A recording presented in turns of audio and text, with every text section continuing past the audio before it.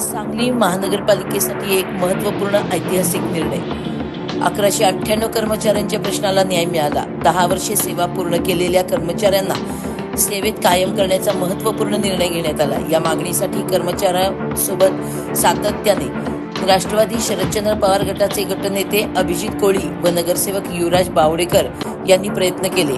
आमदार सुहास बाबर यांच्याकडे सातत्याने पाठपुरावा केला व सुहास बाबर यांनी हा विषय उपमुख्यमंत्री एकनाथ शिंदे यांच्यापर्यंत पोहोचून सकारात्मक निर्णयासाठी मोलाची भूमिका बजावली. या ऐतिहासिक निर्णयासाठी उपमुख्यमंत्री एकनाथ शिंदे यांचे सर्व कर्मचाऱ्यांनी मनपूर्वक आभार मानले. कर्मचाऱ्यांच्या हक्कासाठी खंबीरपणे साथ देणारे आमदार सुहास बाबर यांचे देखील विशेष आभार मानण्यात आले. पक्ष, राजकारण आणि स्वार्थ बाजूला ठेवून सांगलीच्या हक्कासाठी सतत कायम लढा देऊ व लढत राहू असे प्रतिपादन यावेळी गटनेते अभिजित कोळी व नगरसेवक युवराज बावडेकर यांनी केले. सांगली प्रहार न्यूज करिता मुख्य संपादिका नीता पाटील.